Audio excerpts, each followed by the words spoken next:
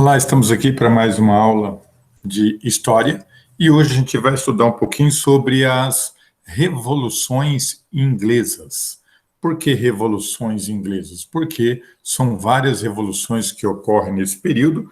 Lembrando que a gente está falando aqui do século XVII, século XVIII, até ali próximo do século, logo depois do século XVI, ou seja, logo depois do descobrimento do Brasil, o que estava ocorrendo naquela região da Inglaterra, né, para a gente entender mais ou menos como que a gente entende esse período histórico. Bom, primeiro a gente tem que construir um cenário, e a construção desse cenário, ele se dá em três dimensões de camada social. A gente tem aí a sociedade inglesa, que tem ali os camponeses, tem as pessoas pobres da cidade e tem os conflitos entre os burgueses e as pessoas de baixo poder aquisitivo, também da cidade.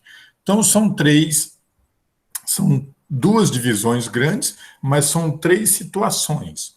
As situações dos burgueses e classe média ali que está se surgindo na Inglaterra, tem os pobres, e dos pobres da cidade, e os camponeses pobres do campo também.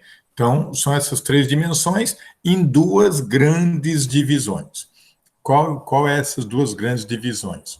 O gentry e o yeoman.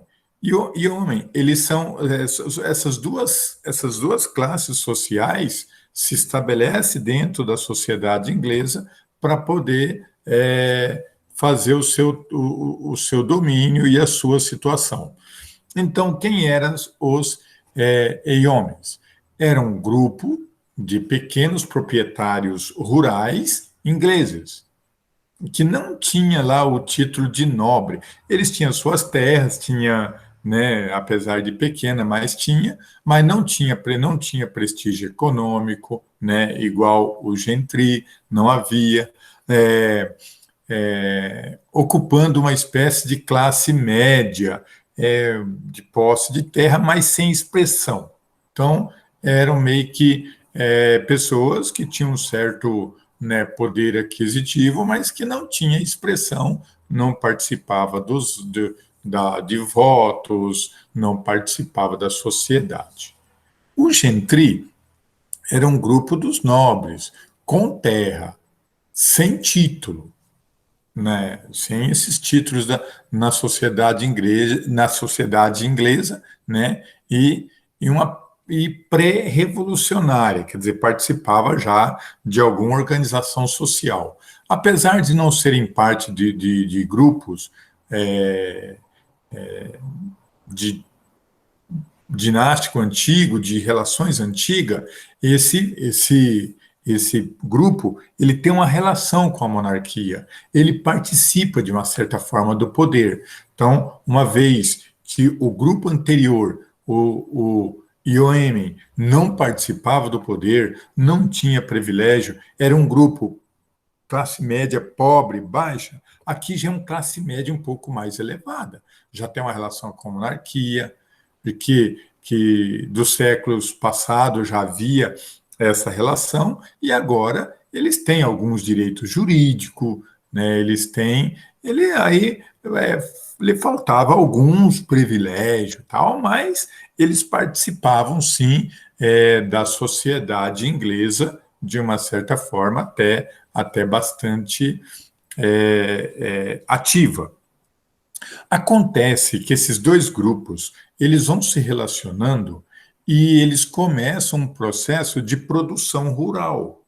Então, ou seja, tanto o gentry quanto o yeoman, eles têm que produzir um pouco de terra. E eles começam a produzir, e aí nasce uma nova técnica de produção de ovelha.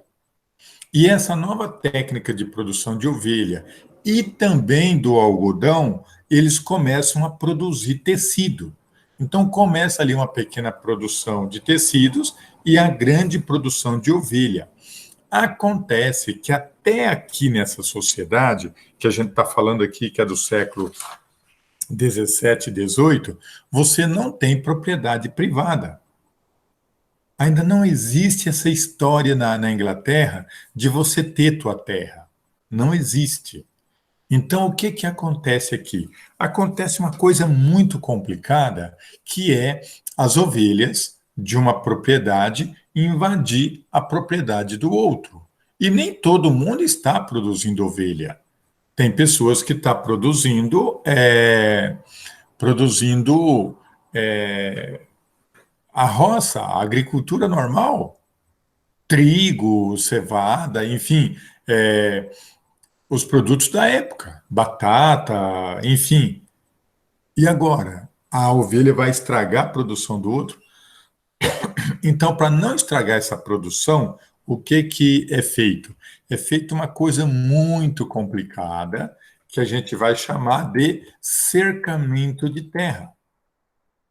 Então, aqui, esse cercamento de terra dá início ali no século XVI, 1500, o Brasil está sendo descoberto. Então, vai acontecer esse cercamento de terra. Lembrando que no Brasil depois vai ter as capitanias hereditárias. Mas lembre-se que as capitanias hereditárias era posse do rei de Portugal. Não era propriedade privada. Então, esse é o problema. Então, aí a gente começa. Então, a Inglaterra dá o grande passo para a ideia capitalista de você comprar e vender terra. Então, a Inglaterra vai comprar e vender terra nesse período. E isso é muito complicado com esse cercamento de terra. Então, a partir daí, dá início às leis, às regras, os direitos de posse e de venda e de compra que existe dentro da terra. Isso, né, os ingleses ganharam mais fôlego a partir do meado do século XVIII. Então, lá no século XVIII vai se estruturar. Mas lá no século XVI já havia começado esse processo dos cercamentos de terra. E isso vai trazer uma nova mentalidade capitalista. E o cercamento de terra não tem outro objetivo a não ser proteger as ovelhas para que elas não vá invadir o território vizinho. Só que a partir do momento que alguém cerca essa terra, vem alguém e diz: peraí, essa terra é minha. Então, a partir daí, começa botar fim definitivo naquilo que nós chamamos de Idade Média, naquilo que nós chamamos de feudalismo. Aí, a partir daí, é o fim do feudalismo definitivamente. Então, o feudalismo aqui se anula. Agora a gente não vai poder mais pensar em feudalismo. O grande problema é, se eu for produzir ovelha, eu estou no fim de um feudalismo, já não tem mais feudalismo, e eu começo a formar pequenas vilas. Essas pequenas vilas é para onde vai se instalar as máquinas para produzir a lã, para produzir os tecidos, para ver as confecções. Então, aí vai haver uma classe chamada a classe operária. Você tem o proprietário do meio de produção e, do outro lado, você tem a formação de uma classe operária. Nasce uma nova classe social. Essa nova classe social, as terras que havia lá, havia uma certa tradição econômica de utilização comunitária, né, que lembrava a Idade Média. E agora não, agora vai ser a privatização, agora é meu. Agora eu não vou usar mais de modo comunitário. Isso é uma ruptura das relações capitalistas do antigo feudal com a nova sociedade que está nascendo agora a partir das vilas, que vai se chamar de burgo. Então, o feudalismo deixou assim esse rastro que agora vai ser substituído por essa nova situação. Bom, da palavra burgo vai nascer a palavra burguesia. Lembrando que burguesia é um termo, é um modelo de pequenas propriedades que começa a aparecer na Europa, na transição do feudalismo para a Idade Moderna. E o burgo caracteriza essencialmente pela mudança, pela transição do mundo urbano e o mundo rural. Então, essa transição é bastante grande. Por quê? Porque é um ambiente aonde vai ser feito as novas relações comerciais. E isso é muito complicado para que a gente entenda como é que funciona isso dentro da nova sociedade. Então a gente tem aqui os comerciantes, mas o burgo é aquele cara que não quer trabalhar na roça. O burgo é aquele cara que quer ganhar o dinheiro fácil. Então esse é um problema bastante grande. Antes da gente evoluir aqui na nossa aula, eu vou fazer uma definição para ficar mais claro o que é burgo. O burguês, na verdade, o burguesia, é aquele cara que quer ganhar muito dinheiro através do comércio. E aqui já vai ganhar um nome chamado mascate. O que é mascate? É a ideia de mascarar o preço ou de mascarar a situação. Por exemplo, quem viveu no Brasil, no interior, há 50, 60 anos atrás, com certeza teve visita dos mascate na sua casa.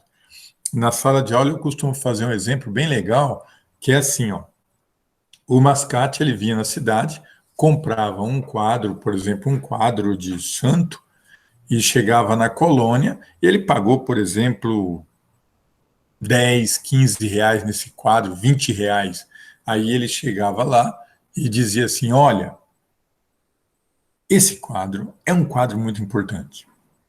Ele vale hoje em torno de 3, 5 mil reais. Mas eu sou muito bom para o senhor aqui, senhor é fazendeiro aqui, eu vou deixar esse quadro para o senhor por R$ 1.000.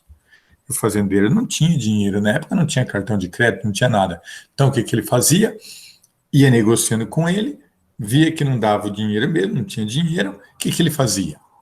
Ele simplesmente pegava e fazia uma coisa muito simples. Falava, olha, já que o senhor está ali com o seu barracão cheio de feijão, eu aceito 2 latas de feijão pelo quadro, porque eu quero ser seu amigo, tá, tá. E o fazendeiro, como ele tinha muito feijão, para ele feijão não valia nada, então ele dá as 2 latas de feijão, que dá 40 litros. 20 litros cada lata, 40 litros. Então, o mascate pegava esse feijão e vinha para a cidade, vendendo cada litro a R$ 5. Veja o quanto ele vai faturar nesse processo. Então, isso que era o papel do mascate, né? Fora esse processo, que é esse nascimento aí, a gente tem o nascimento de 2 sociedades. Quais são essas 2 sociedades? A primeira e grande sociedade é a sociedade dos lords. Então aqui vai aparecer só que daí esse novo burgo, voltando aqui antes da tela evoluir, esse novo burgo, ele precisava de subir para o quadro político. Por quê? Porque não adianta você trabalhar na terra, produzir, se toda a sua riqueza vai ficar com a burguesia urbana, ou seja, a grande burguesia e a burguesia real, a burguesia dos reis. Então, para isso, eles precisavam de representante político. Aí entra essa divisão aqui. Então, daí eles vão lutar para que tenha um representante no parlamento, na política, e aí a Inglaterra vai se dividir dentro da política em 2 grandes setores. Os lords, que são a Câmara de política dos ricos, e os comuns, que são a Câmara política das pessoas mais desabastadas. Beleza. Aí vai haver grandes confrontos políticos, grandes reivindicações, e dentro dessas reivindicações vai nascer uma revolução, a revolução chamada Revolução Puritana. O que a Revolução Puritana prevê? A Revolução Puritana prevê que essa guerra civil, então a Revolução Puritana prevê essa guerra civil, e essa guerra civil, para a gente entender como é que funciona, a guerra civil é o seu povo contra o seu povo. Ao invés que a guerra militar é a guerra de um país contra outro país. A guerra civil é de um povo contra o seu povo. Então aqui é o governo contra o povo. Tá? O conflito, né, se inicia e quando o parlamento impôs ao rei a petição de direitos, quer dizer, tem que ter direitos, né, onde dizia dos problemas dos impostos, das prisões, dos julgamentos, das convenções do exército, só seria possível a autorização do parlamento. Então aqui é um confronto entre o rei e o parlamento. Entre o rei e o parlamento. E o que é o puritanismo? O puritanismo, essa revolução puritana, é assim: é religião, pura religião, sem política, política, só política sem religião, porque até aqui o rei tinha o poder divino. O rei tinha os mandos de Deus também. O rei era um representante de Deus. Então, a Revolução Puritana é essas situações de purificar. É política, política, religião é religião. E aqui se dá o início da Guerra Civil, quando, de um lado, você tem os representantes do rei, e de um outro, você tem o representante do parlamento, dos deputados. E aí se estabelece essa revolução civil, que vai de 1640 a 1648.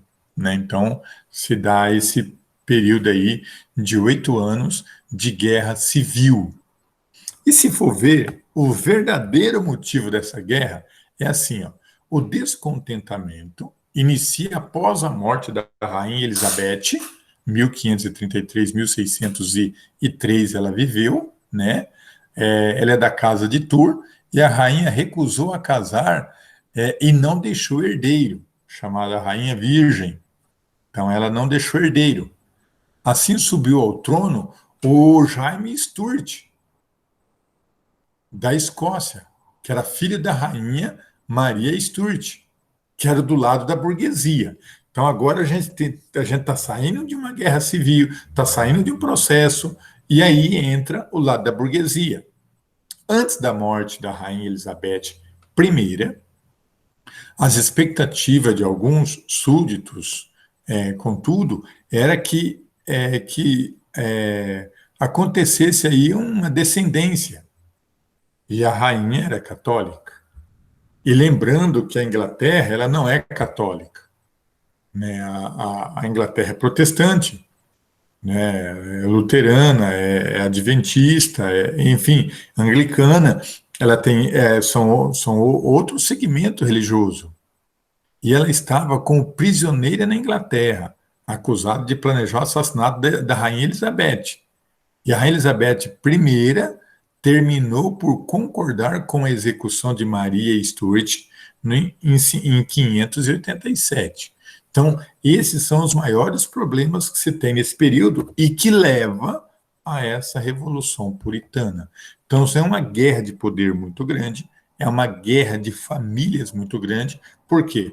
Porque aqui no segundo parágrafo, se você for ver, quem assume o trono da Inglaterra é o Stuart, da família Stuart, que é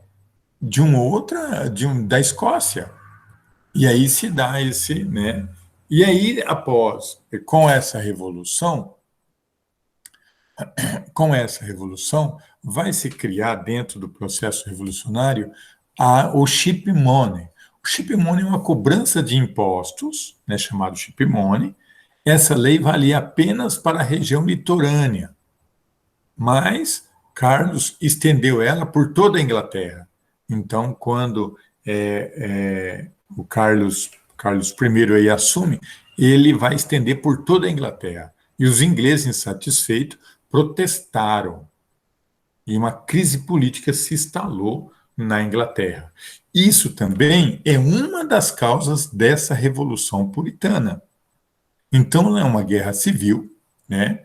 E a coroa ficou mais intensa, ficou mais, né, resistente, quando em 1643, Oliver de Cromwell convocou as bases da pequena burguesia para lutar. E os camponeses que formou um exército modelo. Cromwell é interessante, porque até aqui você tem os soldados real. E agora Cromwell vai falar, não, eu quero fazer um soldado a partir das bases, com treinamento. E quem ganhar essa guerra vai ter privilégio. E aí recebeu, Cromwell recebeu o comando do exército e tornou-se eficiente esse exército de Cromwell formado com as bases. Então, os postos oficiais estão passando por questão de merecimento, e não como era o soldado do rei, que era por hierarquia de família. Agora é por merecimento. Se é um bom soldado, você vai crescer dentro do exército. Lá nos soldados do rei, você crescia conforme você tinha influência de família. Agora não. Agora é porque você é bom soldado. Isso influenciou, de fato, alguns acontecimentos. O exército Cromwell foi influenciado pelas ideias democráticas, que favoreceu o proletariado, favoreceu o povo. Cromwell, líder radical, puritano, querendo separar tudo isso, organizou o exército, né, burguês, conhecido como Exército Cabeças Redonda, porque cortava aqui o cabelo. Então ele ganhou essa guerra, ganhou essa revolução, cortou, e aqui a grande imagem que tem, que mostra como que seria, ou como que foi esse julgamento. Ali no centro você tem as pessoas sendo julgadas, Cromwell com a cabeça de Carlos I na mão, a luta do povo, né, o cerimonial, as pessoas desmaiando, uns comemorando, outros desmaiando, e assim por diante. E a partir daí, Cromwell vai fazer o ato de navegação, que vai ajudar muito o Brasil nesse período, que é ali a fase mais ou menos de 1600, né? 1600, isso vai ajudar muito o Brasil em termos de empréstimo de navio para Portugal navegar até as Américas. Vai ajudar muito o Brasil. A morte de Cromwell, o seu filho assume, não dá muito certo, tá? E a partir daí, com a morte de Cromwell, não deu certo, seu filho assumiu, não deu conta do recado, e aí assume o novo rei, Carlos II, e aí vai ter a famosa Revolução Gloriosa. Por que da Revolução Gloriosa? Porque retoma novamente o poder da monarquia, volta novamente o rei, sem esse derramamento de sangue, através de Carlos II, né? Essa Revolução Gloriosa vai fazer a declaração dos direitos, da intolerância. O rei Guilherme aceita a declaração, porque agora tem um novo reinado, aceita essa declaração e assumiu a coroa, e a partir daí dá-se a ideia de que o rei não é mais o representante de Deus, e o rei passa a ser uma espécie de decoração dentro do país, que é aquele modelo, basicamente, que a gente tem hoje, ok? Hoje o modelo real que a gente tem na Inglaterra, ele é um modelo representativo do país, né? Depois a gente vai explicar numa aula o que é o parlamentarismo. Aí vocês vão entender a função desse rei como representante do povo. Então, basicamente, é isso, e a partir daí a gente dá início a um novo sistema. Qual que é esse novo sistema? É o sistema aonde o rei é apenas um representante. Lembrando que a Revolução Gloriosa é que faz essa transição para o processo de reinado desse período aí. Muito bom, maravilhosa a nossa aula de hoje e aguardamos vocês para uma próxima aula. Até